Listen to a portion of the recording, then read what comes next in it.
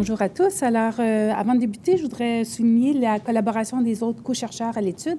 Alors, il y avait Marie-France Coutu, Juliana Anastasia et Michael Bernier.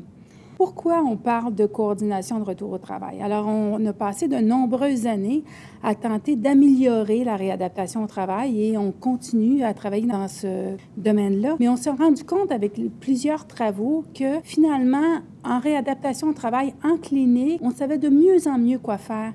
Mais on se rend compte que c'est nécessaire que la réadaptation au travail s'associe avec la coordination du retour au travail en entreprise comme telle. Actuellement, au niveau international, il y a vraiment des évidences de modérées à fortes que la coordination de retour au travail dans les entreprises est un élément gagnant. Donc, on sort de la clinique et on se demande qu'est-ce qui se passe dans les entreprises. Et vous savez aussi qu'il y a eu plusieurs travaux qui ont abordé les accommodements de travail. On sait que lorsqu'on a un trouble musculo-squelettique et qu'on retourne au travail, si on a un travail allégé, par exemple, pendant quelques semaines, ou si on a de l'ergonomie participative qui enlève les facteurs de risque, ça va nous aider à retourner au travail et à reprendre son travail. Donc, tout ça nous amène à nous questionner un peu sur qu'est-ce qui se passe dans les grandes entreprises lorsque les gens reviennent après un trouble musculo-squelettique, par exemple, et est-ce qu'on a cette coordination de retour au travail?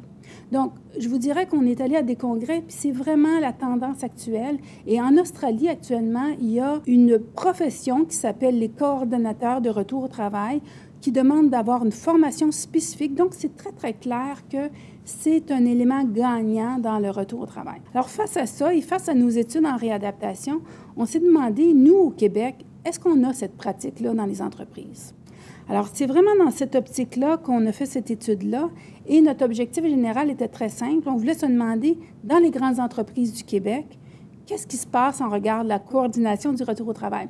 Donc, je vais dire tout le temps l'expression CORA, c'est la personne, en fait, qui fait la coordination de retour au travail en entreprise. C'est vraiment une étude exploratoire. On ne savait vraiment pas ce qui se passait. On entendait que les gens en faisaient, mais on n'avait jamais quantifié ça. Donc, on avait 3 objectifs ici. C'est répertorier les personnes impliquées. Qui fait ça, la coordination de retour au travail?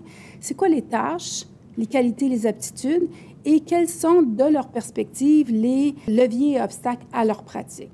La première chose qu'on a fait, c'est qu'on a constitué un questionnaire qu'on a voulu utiliser par web. Et là, on a répertorié l'ensemble des études internationales qui parlaient de ça, la tâche de CORA. Et là, ce qu'on retrouve, c'est une vingtaine d'études. Et là, c'est surtout des études canadiennes, américaines et australiennes. Et dans ces études-là, on a répertorié tout ce qu'on décrivait, ce que fait le CORA. Et là, on a 49 tâches que fait le CORA dans les entreprises. Et on a également regardé c'était quoi les leviers et obstacles qu'on retrouvait dans les écrits. Donc, on a vraiment inventorié ce qui se passait de niveau international au niveau des CORA. Et par la suite, on a fait quelques études, quelques entrevues exploratoires dans les grandes entreprises du Québec pour savoir, eux, quelles étaient leurs réalités et est-ce que notre inventaire tenait la route ou pas. Donc, à la fois une recension des écrits et à la fois des entrevues exploratoires. On a fait un questionnaire, on a pré-testé le questionnaire et après ça, on est allé à la recherche des grandes entreprises québécoises. Qu'est-ce qu'on a fait, en fait? On a pris l'ensemble des répertoires qui existaient déjà. Alors, notre critère, c'était d'avoir plus de 500 employés dans l'entreprise. Donc, il y avait déjà des registres qui existaient. Donc, vous voyez ici les 5 registres qu'on a utilisés. Donc, le registre des entreprises, le classement des 500 plus grandes sociétés au Québec. Donc, l'ensemble de ces répertoires-là, on les a superposés et on a essayé de se faire une liste des grandes entreprises du Québec. Au total, on a trouvé 471 entreprises qui étaient admissibles à notre étude, donc qui avaient 500 employés et plus, dont la gestion d'invalidité était au Québec et non pas par la multinationale américaine, par exemple, donc ce qui se faisait au Québec. On a exclu des entreprises, c'était des gens qui finalement disaient qu'il y avait plus de 500 employés, mais lorsqu'on les appelait, il y en avait moins. Des gens qui finalement avaient, c'était une autre province canadienne qui gérait les invalidités ou qui finalement avait fermé. Donc, on a finalement réduit notre liste à 471. Donc, pour ces entreprises-là, on a contacté 327 entreprises et là, on a vérifié, est-ce que vous correspondez bien à nos critères? Est-ce qu'on peut vous envoyer une invitation pour répondre à notre sondage web? On a eu 195 personnes qui ont rempli, donc ça nous donnait un taux de participation d'environ 60 %. Donc, ce qui est quand même assez bien comme taux. Alors, qui fait de la coordination de retour au travail dans les grandes entreprises? Qui est Cora? Bien, je vais vous présenter d'abord les participants. Ce qu'on retrouve, c'est une majorité de femmes qui fait la coordination de retour au travail. Ces femmes-là sont entre 35 et 55 ans. On a ici une majorité de gens qui sont 83 % des bacheliers universitaires. Ici, c'est extrêmement intéressant. On est allé voir quelle était la formation de base des gens qui font du Cora. Et là, vous vous rendez compte, on a 36 % ressources humaines, 27 administration, 26 relations humaines, 27 % soins infirmiers ou santé-sécurité. Donc, il y a une variation de formation, mais qui jouent tous le même rôle de Cora. Et là-dedans, ce n'est pas mutuellement exclusif. Il y a des gens qui vont avoir des doubles formations. Donc, les gens sont formés extrêmement de façon variée, mais pour faire le même rôle. Le plus intéressant, c'est que moi, j'étais sûre qu'on allait retrouver des Cora partout, mais finalement, quand on regarde les titres d'emploi des gens qui font cette fonction-là, on se rend compte, vous voyez ici, là, avec le N, on se rend compte qu'il n'y a personne qui s'appelle Cora au Québec. Hein? C'est une vue de l'esprit des chercheurs de chercher des Cora. Ça n'existe pas. Il y en a qui sont des directeurs de ressources humaines, des conseillers santé-sécurité, des conseillers RH, des chefs de service santé-sécurité. Donc, ça s'insère dans leur titre d'emploi, mais jamais on va retrouver la coordination de retour au travail comme titre d'emploi ou même associé à leur titre d'emploi. Donc ça, c'était quand même assez étonnant, alors que ce que je vous mentionnais plus tôt, c'est que dans certains pays, on nomme clairement les gens Cora avec une formation à ce titre-là. Alors, si on regarde un peu maintenant comment ils font leur emploi, on s'est intéressé, est-ce qu'ils font juste des dossiers invalidité ou un mélange? Finalement, la majorité gère à la fois les accidents de travail et à la fois les invalidités. Si on regarde, les 195 personnes appartenaient à quel genre d'entreprise, hein? Quel genre d'organisation? On se rend compte qu'il y avait 60 % qui étaient des entreprises privées et 42 % plus publiques. Maintenant, si on regarde la diversité, on avait quand même 20 secteurs représentés, donc on a une bonne diversité des types d'entreprises, mais vous allez voir ici, on a quand même une petite représentation supérieure au niveau des soins de santé et assistance sociale, donc 22 %. Mais si on regarde le reste, on a 6 % administration, 8 % commerce du détail, 16 % fabrication. Donc, il y a quand même quelque chose de très varié au niveau des emplois dans ces grandes entreprises-là. Il y a 60 % des entreprises sondées qui n'avaient pas de bureau de santé. Il y en avait 42 qui avaient un bureau de santé. Donc, on peut penser aussi que, tantôt, on disait qu'il y avait des gens qui étaient dans les soins de santé. C'est peut-être plus associé aux soins de santé, avoir un bureau de santé comme tel. Les compétences. Donc, maintenant, comme je vous disais, on avait 49 tâches qui avaient été répertoriées dans les études. Et là, on a divisé ça en 4 grandes compétences des Cora. Et là, je ne vous présente pas ça, mais on a vérifié au niveau de la cohérence interne des tâches qu'on regroupait au niveau des compétences pour voir si elles étaient très associées ensemble. Donc, le Cora, en fait, ce qu'on a testé, c'est 4 grandes compétences. La première, c'est adapter ses pratiques aux besoins et aux capacités du travailleur absent et en processus de retour au travail. La deuxième, c'est mettre à contribution les acteurs concernés du milieu de travail et les ressources externes appropriées dans le cadre du processus de retour au travail. La troisième, développer des pratiques qui cadrent avec les lois, les règlements, les conventions, les procédures. Et la quatrième, c'est revoir et s'interroger sur ces pratiques et conceptions à l'égard des absences et de la santé du travail. Donc, l'ensemble des 49 tâches ont été regroupées dans ces 4 compétences-là et on a demandé aux gens de nous dire, finalement, par rapport à la tâche suivante, est-ce que vous la faites jamais, rarement, à l'occasion ou souvent? Donc, finalement, c'est auto-rapporté. Ce sont les coordonnateurs ou les gens qui assument la coordination qui nous ont dit, bien, cette tâche-là, je la fais souvent ou jamais du tout. Donc, c'est auto-rapporté, il y a une limite à ça, mais c'est quand même intéressant de voir comment ils perçoivent un peu leur participation à ces tâches-là. Donc, par rapport à la première compétence, adapter ses pratiques aux besoins et aux capacités du travailleur, qui a été le plus souvent nommé. Donc, vous voyez ici, on a une réponse de 3,6. Ce sont des moyennes. On a fait les moyennes sur l'ensemble des 195 personnes sur cet item-là, en disant que 3, c'est à l'occasion et 4, c'est souvent. Donc, vous voyez, ça, c'est les premières tâches qui nous arrivent. Donc, contacter le travailleur absent, c'est à l'occasion ou souvent, c'est dans la première tâche la plus fréquente. Utiliser le diagnostic médical et l'imitation pour la planification du retour au travail, suivre les progrès de l'employé et évaluer les facteurs du milieu de travail pouvant freiner le retour au travail. Donc, ça, c'est les choses qui sont les plus souvent faites.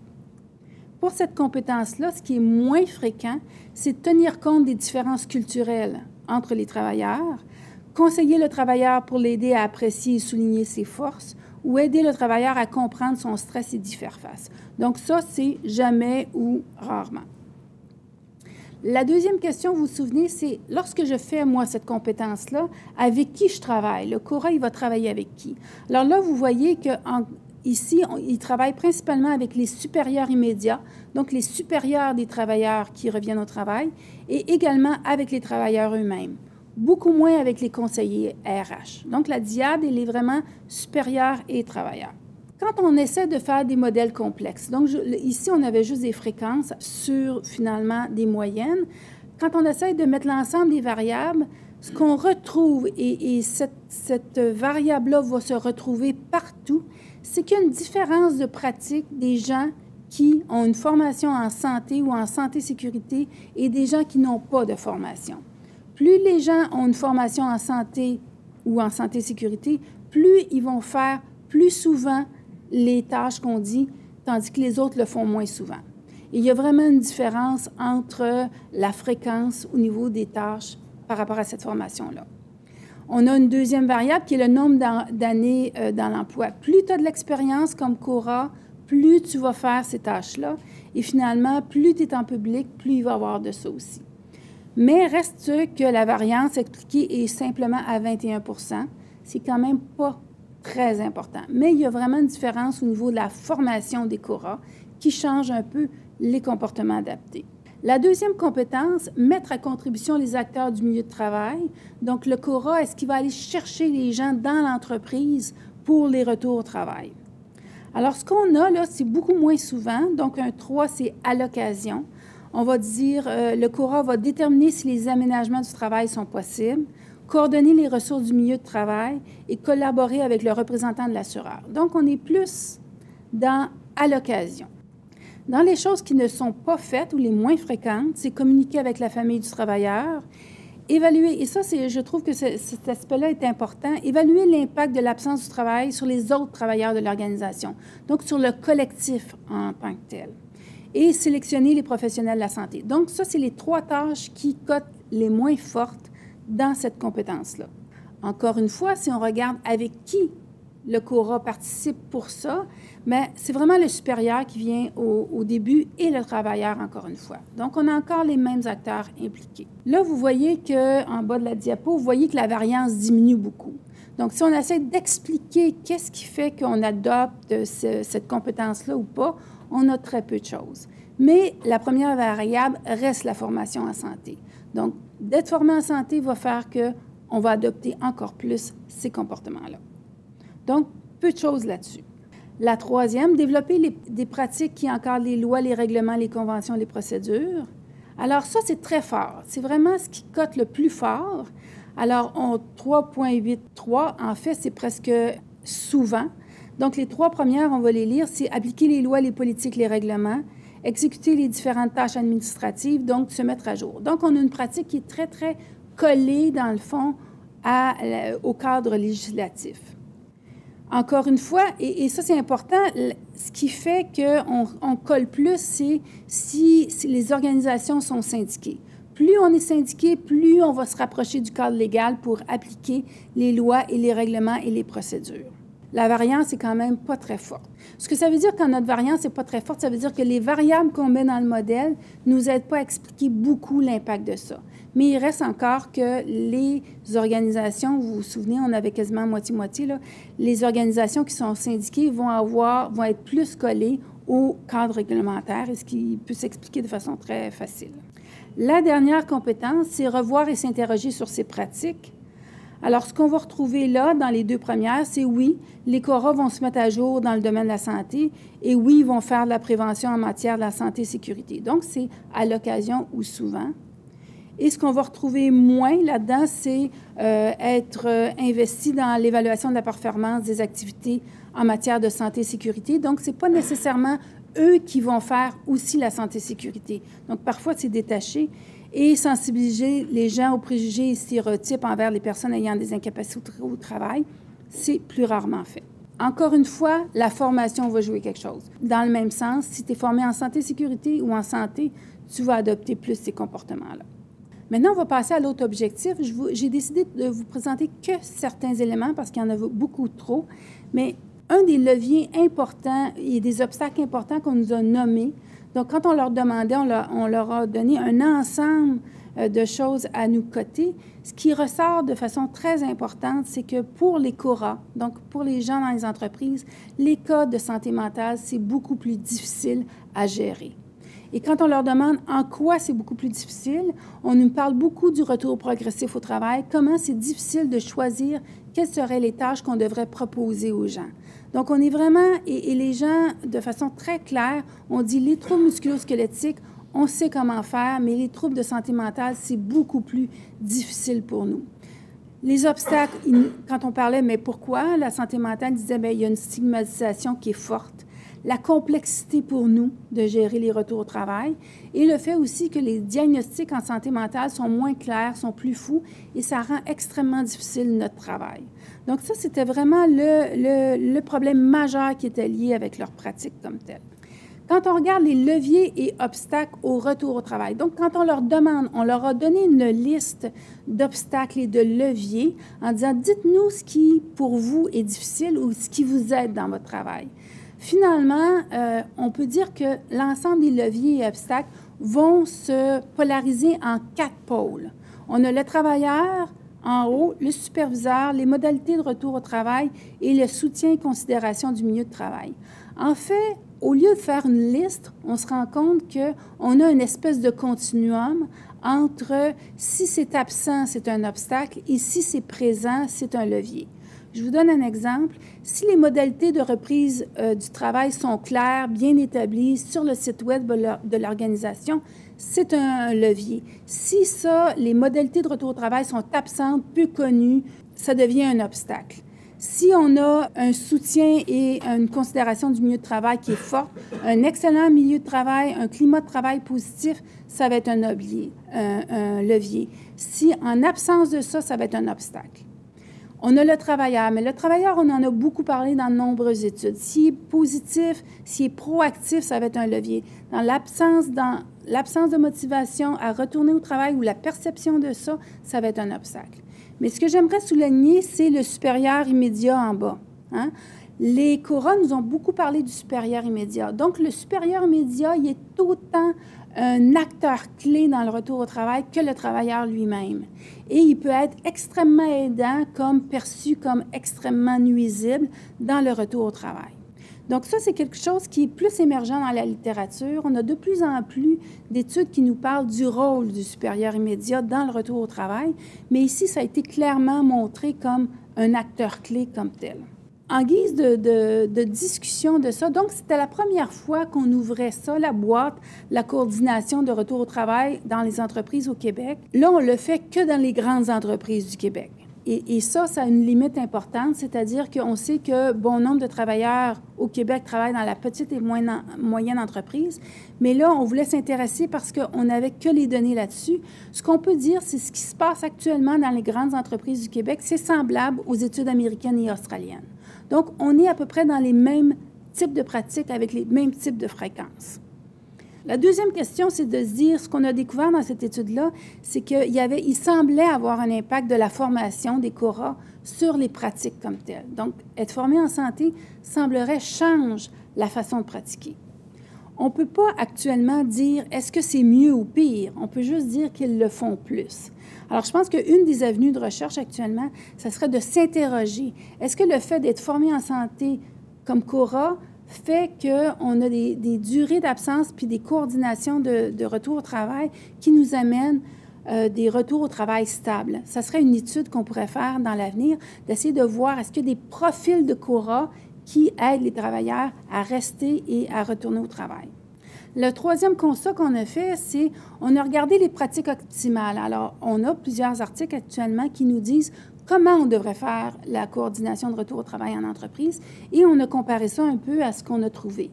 Il existe actuellement des écarts, principalement sur la collaboration, par exemple, avec les acteurs. Ce qu'on se rend compte, ce que je vous ai montré plus tôt, c'est que le Cora va travailler beaucoup avec le supérieur immédiat et le travailleur lui-même, mais il ne travaille pas en action concertée avec l'ensemble des acteurs du milieu de travail. Les collègues ne sont rarement ou pas du tout impliqués, alors qu'on sait très bien qu'au niveau de la santé mentale, les collègues deviennent importants.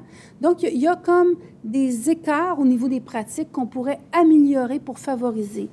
Et on parle aussi, par exemple, une des pratiques optimales dont on a décrit, c'est la présence de modalités de retour au travail qui sont clairement identifiées dans les entreprises et des comités de gestion des absences. Et ça, on a très peu ça dans les entreprises au niveau du Québec.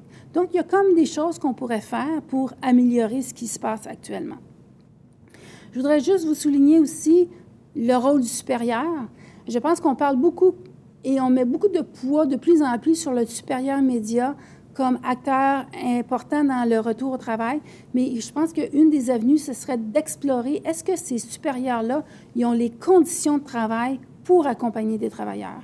Est-ce que dans leur travail, ils peuvent avoir 10 travailleurs qui travaillent bien, puis 1 à 50 % et est-ce que c'est plausible? Alors, c'est une question qui reste. Et la dernière question, c'est, on a regardé les grandes entreprises, mais que se passe-t-il dans les petites et moyennes entreprises du Québec? On ne le sait pas. Et avec les mutuelles, qu'est-ce qui se fait? On ne le sait pas. Alors ça reste. Alors je pense que c'est une première étape qui nous rassure, mais qui nous dit aussi qu'il y a place à amélioration dans les entreprises du Québec. Merci beaucoup.